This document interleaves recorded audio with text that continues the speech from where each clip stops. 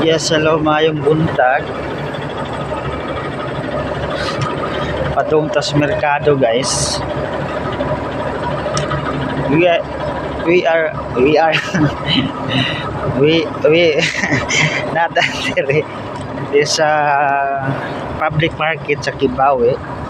Dol sa Kibawe Public Bus Terminal, I guess, no?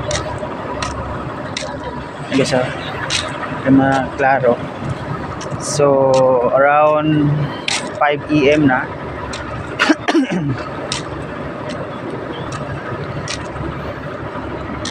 So ngita tao dalhon sa bahay.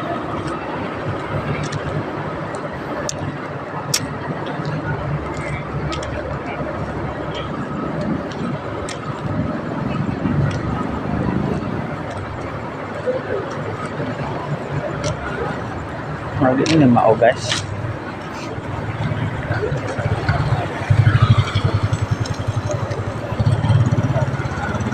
Wala at magani mo ni. May kaagaw. Siguro kasi.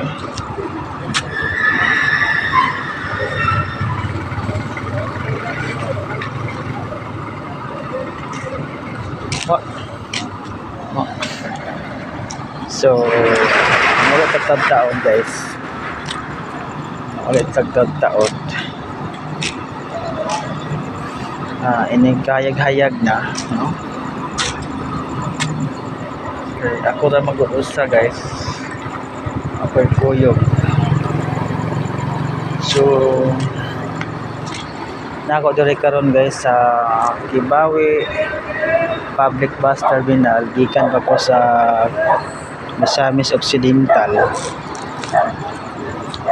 or sa Osamis City, Misamis Occidental. So ano, nagilaw gapon og alas around 1 PM na nabot ko sa Cagayan. Is almost 6 na, no? 6 sa gabi. So alas 6 sa gabi ko naabot sa Cagayan. Then pagka nabot ko sa Bulwa. Duha ang terminal sa kuan, guys, sa Cagayan, no?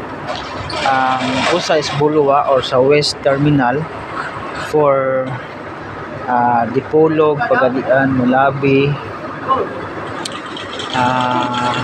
Patagan, Maranding. Din sa Agora Terminal, guys, is lahi sadto para Butuan, para Takurong, Cotabato, Davao, Surigao, Balinghoan, Hingoog, etc.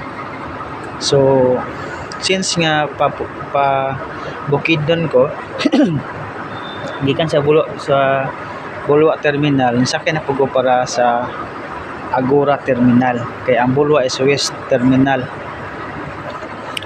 Yeah, naglaing kong tiyan, guys, sa nag-inaw kong energy, naglaing kong tiyan, panuhot mo siguro, no? So na siya naabot ta diri, guys. Nisakay ta sa Cagayan is around quarter 11 PM. So naabot ta diri is around 4 AM sa buntag sa Sunday. So ning sayo na ta, actually is karon ta ning mobiyahe gikan sa Misamis Occidental. Ninsayo lang gapon og biyahe kay na makapahuway ko karon na ugma lakaw na po sa mulakaw na po sa tumong lakawon, no? So tawag ani mulakaw na punta sa atong lakawon ugma, so visit ugma. So una nga ni sayo ko kay long distance man na to ang biyahe. Ito nga ning biyahe ko gahapon kay busy man ta ugma natay mga asikasuhon. So muna ang guys nga ina itong kinabuhi, no? So we are here at Kibawe Public Bus Terminal sa Bukidnon. Tawag ni naabot na tayo mga alas 4 sa kadlawon. Muna kita po itag nilingkod sa bus. Nabisan sila na ipurma nato. Ito ang lubot. Nanginit ang itong lubot. So gani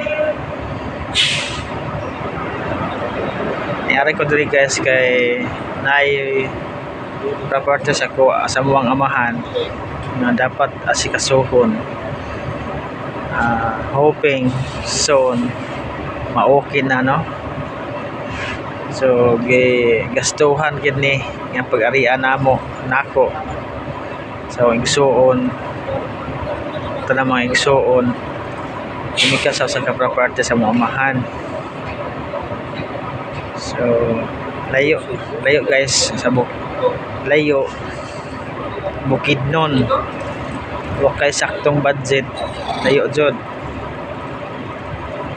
So di punta ngay mabalaka kay naman po igsuot sa papa diri guys sa Bukidnon, napo sa pangantukan na sa Kibawe. Kanang sa Kibawe is mura ko adtuon karon Kibawe, no? So sa pangantukan is nasiparit man to siya guys nga municipality, no? So ito po isa akong papa dito.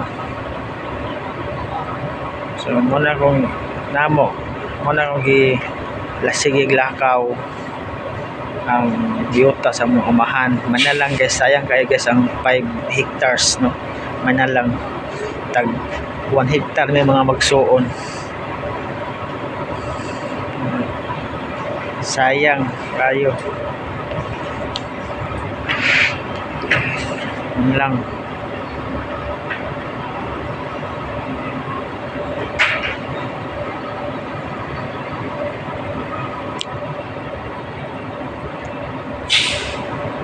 So muna to guys, amping mo.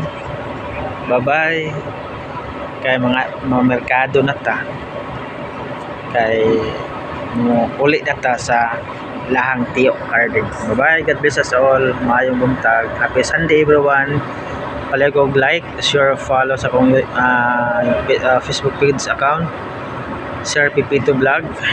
Sa ko ang YouTube channel guys, Sir Pipito Vlog also. Don't forget to subscribe and share.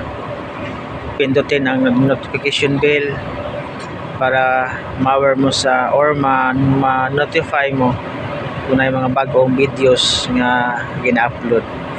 God bless us all of mayong buntag.